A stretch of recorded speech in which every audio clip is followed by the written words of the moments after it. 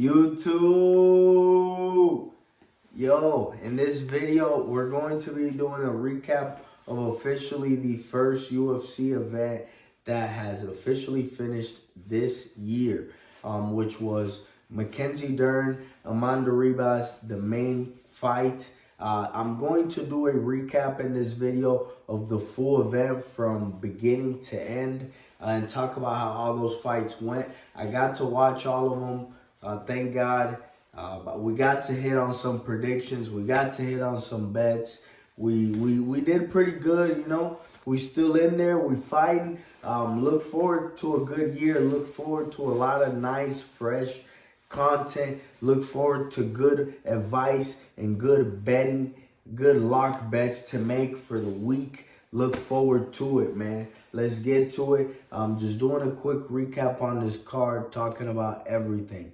First fight we're going to talk about is Narujo Aliyev against Joe Solecki. Narujo, basically he came in and I made a prediction and a breakdown video on this fight. I did say that Narujo was going to wrestle him. If not, he could beat him on the stand-up, which he did both things. You know, he wrestled him in the first and the second round and controlled him, stuffed his guard like I said he would, because Narujo has very good control, very technical. My guys from Tajikistan, much respect to you guys. God bless you guys. You guys have great fighters. He came out and got Solecki and just, dominated, controlled him. And in the third round, pieced him up on the feet. Boom, boom, boom, boom, boom. Hit him with some combos.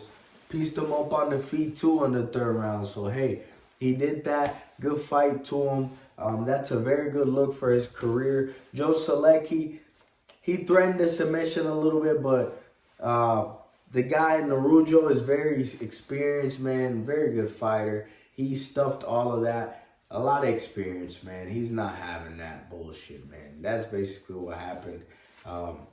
Joe Solecki, I don't know if he's going to continue in the UFC or not. UFC, originally, you know, he was kind of a prospect, but now he's got 3 losses in a row. I don't know what his future looks like in the UFC. Let's just say that. Fatima Klein against Victoria Dudakova for the second and the next fight. If you guys think and want to know what I'm looking at my laptop, by the way. I'm always on Tapology. If you want to know real fighter insight, you got to get on Tapology, tapology.com. So, with Fatima Klein, I also did a breakdown on her. A lot of people commented and said they wanted me to do a deep analysis. And in that analysis, I spoke about how she would either win this fight by decision or she could get a finish in the later side of the fight, which is what she did. She got a finish late in the second round. On that one, we actually did hit on a bet as well, because for her to get a TKO finish in the second or third round was plus 1,400. So we hit on that prop. Thank God, man. That was pretty good right there. Pretty good prediction. Fatima Klein looked great. She looks like a very up-and-coming prospect. That loss against Jasmine Jadavikias is very forgivable. Jasmine is a pro and an experienced fighter in the UFC, and she had to come in there and fight her up a weight class and in short notice. So that loss is very forgivable. To me, she is still an undefeated fighter in her career because she's fighting in her true weight class right now. And I think she is a prospect to definitely be on the lookout for. Fatima Klein, very good prospect. I told you guys how Victoria Dudakova would get exposed as a fraud. Hey, Victoria Dudakova just didn't have the cardio, didn't have the kind of drive, and Fatima Klein just broke her at how the fight was going in the second round. Just went ahead and broke her. From the very beginning of the fight, though, Fatima Klein said she was going to keep a good pace. And that's exactly what she did. Another fight, and the next fight is going to be Next fight, excuse me on that one, is going to be Bruno Lopez against Magomed Ghaziazovo. In that fight, Bruno Lopez, I made a breakdown video. I definitely thought that Magomed would win the fight just because I thought Magomed is just the more technical guy and that had the better skills. But what Bruno Lopez showed in that fight is that his drive, his will, his perseverance, his aggressive style, his imposing fighting style is very much something to like to see in him, you know? Like he showed that. That's something that he brings. The guy came in as an underdog and did not fight like no underdog. I knew that would be the case. So in that video, I did say before that Bruno Lopez could win that fight by decision. And that's what ended up happening. Bruno Lopez just out-scrapped him, outworked him. He might have not been the more technical guy, but just outworked Magomed. And hey, I mean, it's just a great W for him because Magomed was an undefeated prospect that had been kind of struggling in his later fights, but ran through everybody else. But he's shown that he's levels. He is sometimes the drive is levels better than the technique, you know. Next fight, Ernesta Karakate against Nicole Kalakari. Ernesta Karakate pushed her and beat Nicole Kalakari in a close fight, in a split decision. She was definitely the better fighter that night. She put up the more volume in the night.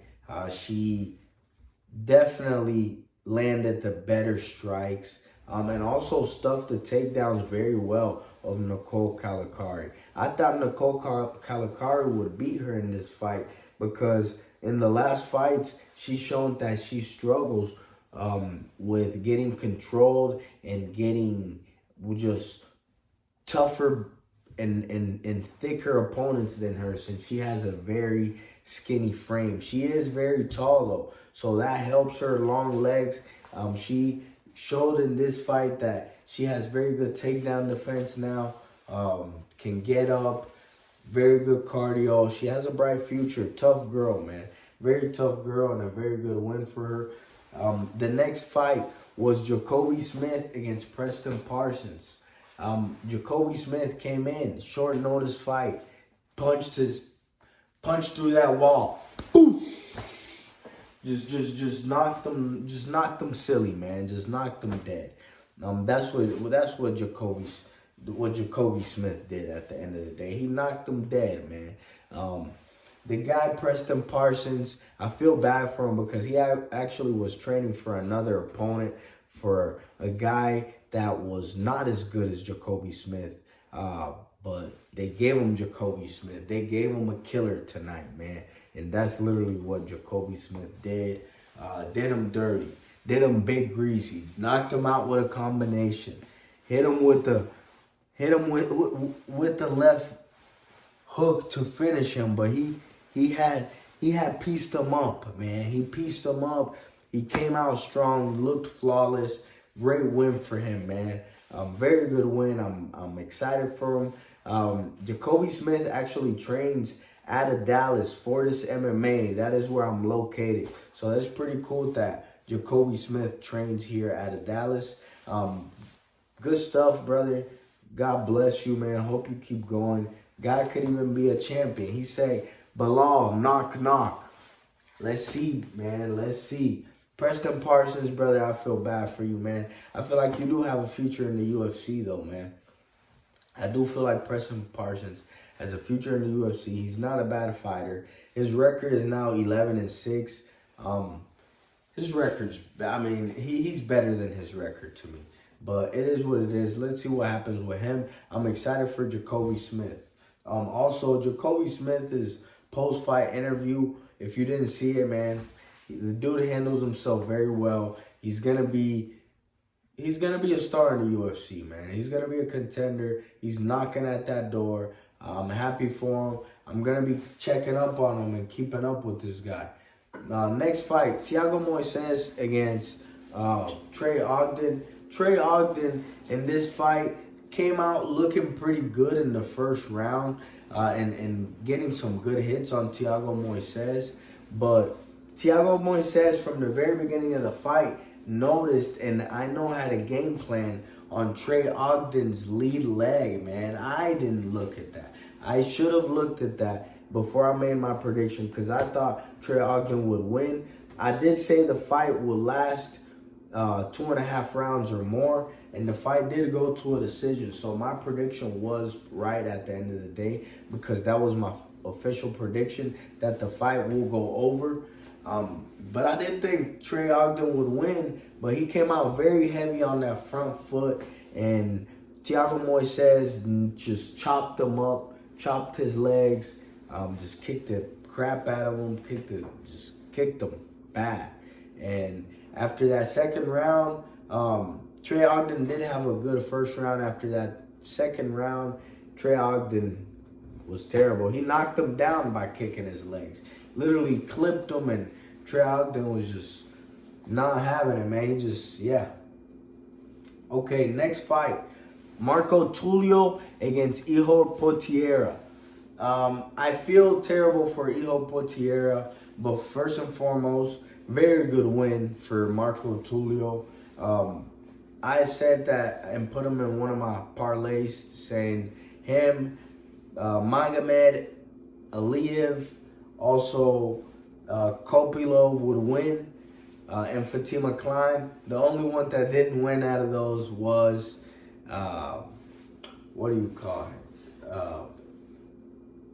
Magomed. The only one that didn't win. It is what it is, though. But Marco Tulio did come out in this fight and came out aggressive, looked great, looked very aggressive, up-and-coming prospect, very, very boxing, powerful, heavy. I feel good for Marco Tulio. He has a good, bright future in the UFC. His record with this one is 13-1. So Bruno Lopez 14-1. UFC got some bright prospects right now, especially coming out of Brazil. The Contender Series, they definitely got some good prospects. Ihor Potieria, man, I feel terrible for him because the dude has got done so dirty by the UFC. UFC gave him one easy fight in his career, which was a washed-up Shogun Rua. UFC is annoying for that because they love giving their washed-up fighters to younger guys, up-and-coming guys. Shogun Rua is a legend in the UFC, and the UFC always does that to their fighters. It's fucking insane how they just kick them to the curb after these guys have built y'all sport and like build a name for themselves. I mean, yes, okay, they can lose when they go out, but don't feed them to these 20-year-old prospects, you know? And it's crazy what they do, but hey, it is what it is. It's their show. I just watch it. It is what it is, and I happen to have my opinion on this. But Ihor Potieria on this, the reason I say this, he's been given to every top prospect in his division, in light heavyweight, in middleweight. Every top guy, every prospect, they have fed him to Ihor Potieria. I mean, it's crazy. The dude has stepped up on short notice matches. Let me tell you just some of the fights that this guy has, and the dude never even got a fair chance in the UFC. He never even he didn't come in and get a win in the UFC and just to deserve these kind of crazy opponents. He lost his first official match in the UFC. His first match was against Nikolai Nurmagomedov. Nurmagomedov.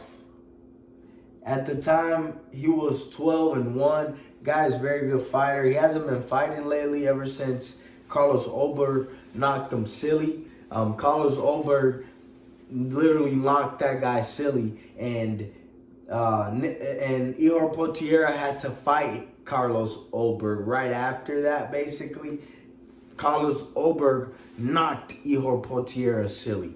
You know, He's been literally knocked out 5 times in the UFC. I feel terrible for the guy. He also got knocked out by Rodolfo Bejato. He's another prospect that the UFC had, and they just fed him to him. They gave him to Michel Pereira on a short notice fight. They gave him to... So they had him booked to fight Shara Magomedov, the guy that's like 17-0 right now. And like 4-0 in the UFC currently. He fought Cesar Almeida, which is a guy that got a crazy knockout in this card. I'm gonna be talking here in a few about him. They fought against each other, and he fought him, you know, and then he just fights Marco Tulio. I bet you the UFC removes this guy off of their roster probably.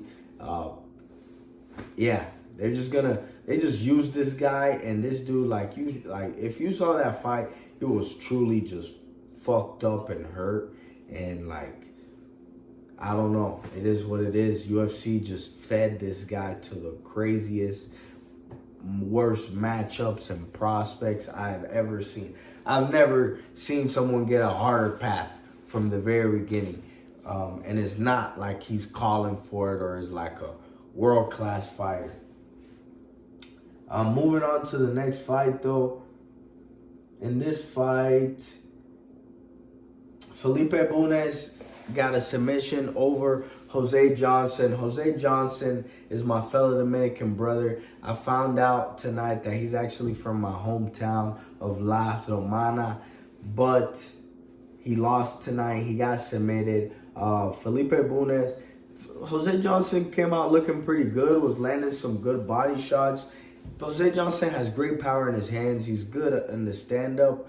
On the ground, though, I did say in the prediction video, that Felipe Bunes could submit him.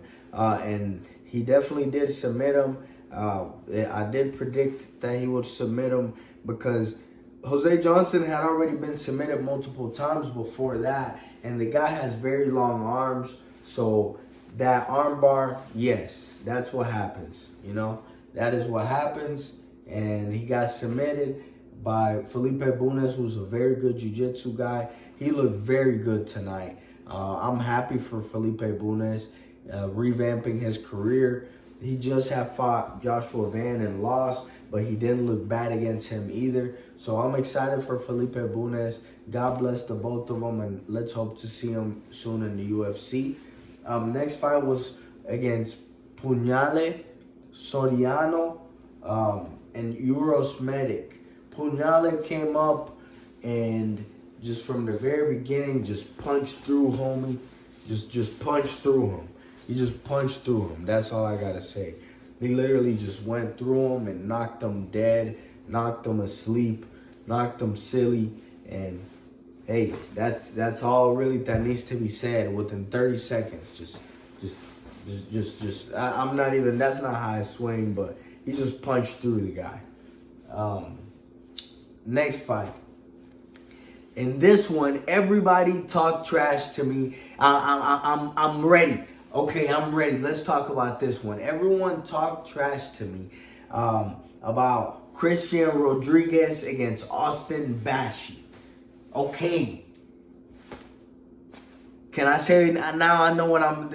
Can we now say that I kind of know what I'm talking about? Everybody was clowning me, just saying, Bashi, stick to Christian Rodriguez. Bashi, he's gonna drown him. He's gonna do this. He's a cardio machine.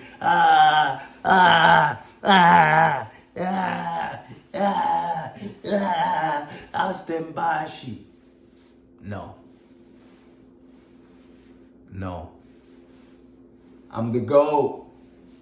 I said it, brother. I said it. Christian Rodriguez by decision. I called that fight 3 weeks ago. Look at my video. It was my second video ever in the channel. Christian Rodriguez by decision. I called that, man. Every time, brother, UFC gives certain guys a harder path. They're trying to feed certain guys to these prospects every time. Christian Rodriguez has sent back their prospect now 4 times. He's not having it. He's not having it. He's not having it. I'm not having it either. Every time, brother, every time y'all have sent him y'all's best prospects. My dude is not like that though, man. The guys that beat him are going to be experienced guys. Don't put him against there with no fluffed up record guys, man. 13-0 undefeated prospect. All that, man. That's exactly, just shut it down, okay? I said it, man. Austin Bashi is going to have a great start, which he did in that fight. Austin Bashi will have a great start. He's going to come out strong. Big, strong kid, wrestler. He's been a mixed martial artist all his life. I got to say, he's a very good martial artist. He's good, man. He's a very good fighter. I did not deny that from him. Everybody talked trash saying that Austin Bashi was destroy this guy. Christian Rodriguez wasn't having that, and I wasn't having that either, big dogs. I wasn't having that either. Christian Rodriguez by decision. Lock that prop in, man, because I did. Christian Rodriguez by decision. So the guy came in overhyped, sadly, and his cardio gave out. And this fucking kid, he hyped himself up. He tried to act like nothing was just too. Everything's perfect. I'm not nervous. Oh, everything's perfect. Everybody in my comments, he has insane cardio. They even say, oh, this guy says that he trains for 8 hours a day. Okay, big guy. You're not that guy, pal. You're not that guy. He said he trains for 8 hours a day. Get out of here with that, man. Get out of here, brother. Get out of here, man. You're on the joysticks too much. What are you doing, brother? What are you saying, man? You train for 8 hours a day. This is not basketball. You're not Kobe Bryant, brother. Tone it down a little bit, okay? If you tone it down a little bit, you would not get so tired at the end of the match. He came out running through the guy. He came out running through Christian Rodriguez.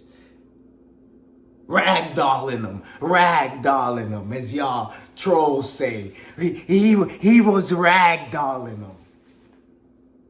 He came out ragdolling Christian Rodriguez, let's say that, huh? Christian Rodriguez did his thing, man.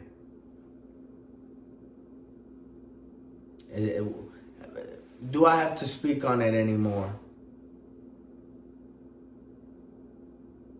Do I have to speak on it anymore? Christian Rodriguez did his thing. Let's move on to the next fight, brother, because it is what it is. Just know that's how I'm coming this year. I'm predicting. We're making money. We're gonna make money. We're doing stuff this year, brother. If y'all like betting on UFC prediction props, I'm gonna be y'all's guy, man. Just sit back and watch, man. Roman Kopylov against Chris Curtis. Great fight. I love that fight.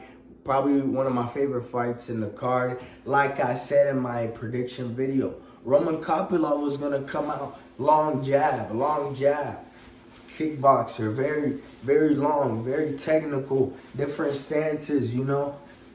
The only thing Roman Kopylov doesn't have is a lot of head movement. And that's why I said it would be a close back and forth fight, which it definitely was. Chris Curtis with his shell guard, man. His shell guard, you know, covering the chin with his right shoulder, covering the other side of the face with this, you know, shell guard.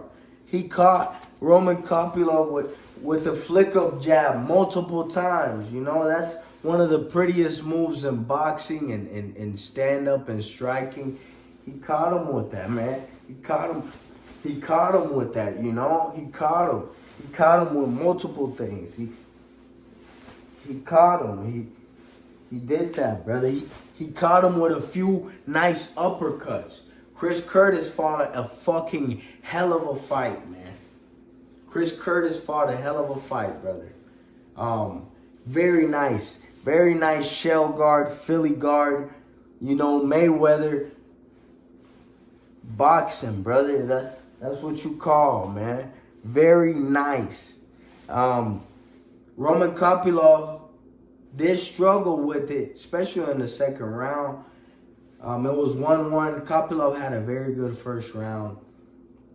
And at the end of the fight, Kopylov was pulling away with the victory. He was hurting Curtis and kicked him, you know, hit him. The ref, man, he's a dumbass for that, man. There's 1 second left in the fight. The Chris Curtis is getting up. He can obviously keep fighting. This is MMA, man. I don't know what that... These refs are idiots sometimes, man. But can obviously keep going with the fight. And with 1 second left in the fight, you stop that fight, man. 1 second left, brother. You literally grab the man's head. He grabbed Chris Curtis's head, brother. He tucked him in. He said, come here. I got you. He fucking did that to him, man. And that's why Chris Curtis flipped out and was very upset. I would be very upset too, man. And I might be a little upset because I had that Roman Kopylov decision prop in there. I had that locked in. And it was 1 second left. I am salty about that. But I can't say that ref is a fucking idiot, man. That ref is a fucking idiot. Why? Like, why would you do that, brother? Like, as a fighter, man, if someone has fought that great of a fight, done that much, man, you heard the fucking, as a ref, you're aware of the surroundings. You heard when there's 10 seconds left in the fucking fight, you idiot. You heard So, you went ahead and you stopped the fight. You tucked the warrior, the warrior and Chris Curtis. You tucked them in. You did this. That ref, man, it's crazy, brother. Like, that's so crazy, man. You can't do that to someone that just fought the fight, man. Just fought every minute and second of that fight but one, and you want to fucking tuck that warrior in, dude. That's why that guy flipped out on you, man. It's crazy. Chris Curtis, even when he was walking out of the ring, wouldn't even look the guy in the eye. Crazy, man. If Chris Curtis didn't have a job in the UFC where he had to feed his family, and, you know, if Chris Curtis, if society wasn't society to where Chris Curtis had to get up and feed his family and be a good role model to his kids if he had any kids and things like that, you know, be positive to society. If Chris Curtis was not on TV and didn't have to do those things, I bet you Chris Curtis would have snuffed that ref, man. Because as soon as he did that, Chris Curtis was going crazy on him, man. I bet you'd have snuffed him, man. I'd have snuffed him. I'd have Philly guard. I'd have done that to him, man. Kind of shit is that? Hey, crazy. It's the world of MMA and the UFC. All these inconsistencies. That's how life is, you know. That's why it's fun to watch and recap and go through it. Next fight, crazy fight. Cesar Almeida went against Abdul Razak Al-Hazan. Cesar Almeida has Abdul beating the hell out of him, man, because Abdul is just a straight force. Boom. Not the most technical guy, but the guy hits like a maniac. The guy has brick in his hands. The dude, Abdul, obviously has crazy power, man. It is like that dude, watching that guy, he's a ticking time bomb. He's like he's just a bowling ball, you know? But like Michael Bisping said, you live by the sword, you die by the sword. You know, he went in there to kill Cesar Almeida and Almeida. He went in there to kill him, and I saw him when he went in there. He had that gray voodoo shit around his forehead, man. I saw it. I saw it, Abdul. I saw it, big dog. I saw it, but I saw it. I don't know if y'all saw it, but I saw it, big dog. You train here out of Fort Worth, Dallas, Texas, to don't beat me up, big dog, but I saw that shit, bro. My guy came out, had the voodoo stuff, and was doing this. Bro! He was just doing something on him, brother. He has something. And Cesar Almeida is a warrior, man. He was in good spirits. My boy was in good spirits. Cesar Almeida came in. Abdul was possessed, beating the shit out of Cesar Almeida. Beating the hell out of him, man. Beating the shit out of him. Abdul was possessed. But Cesar Almeida came out there, big dogs, and I saw him land that check hook.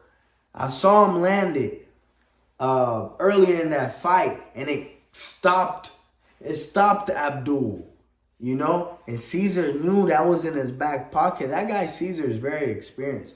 I thought Abdul would beat him, and I thought Abdul was the underdog of the night.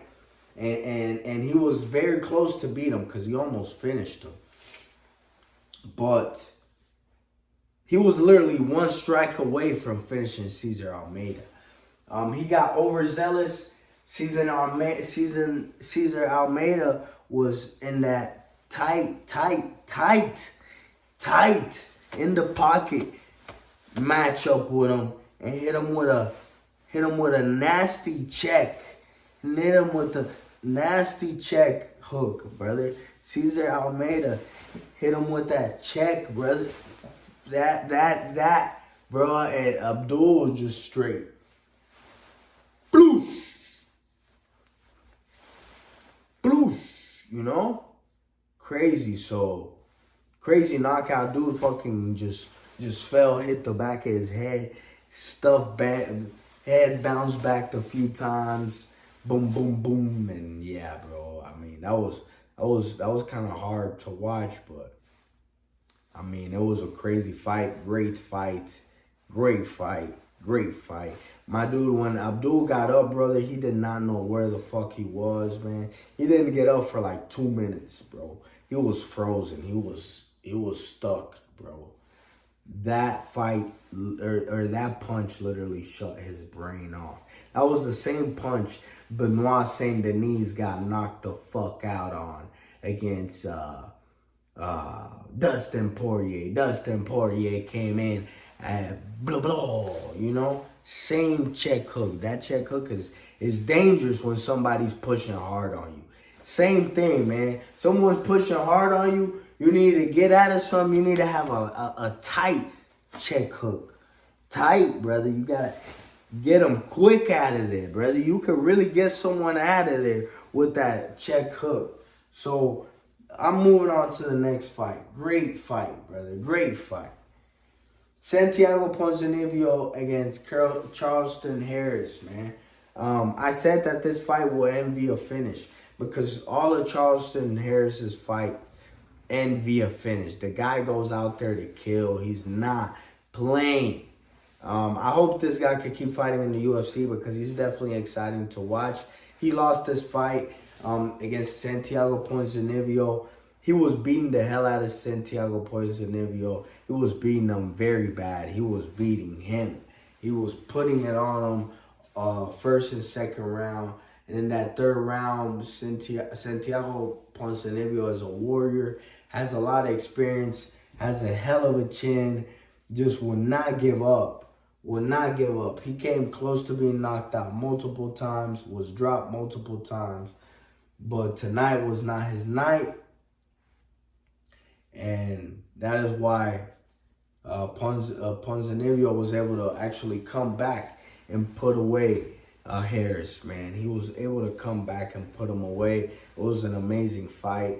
Great warriors. Santiago Ponzinibbio says he wants to remain active in his 2024 or 2025 and fight at least 3 times more. So hopefully he keeps fighting. Carlston Harris also said he wants to be active. So, man, hopefully both of those guys can get fights. They're good fighters. Exciting match to watch.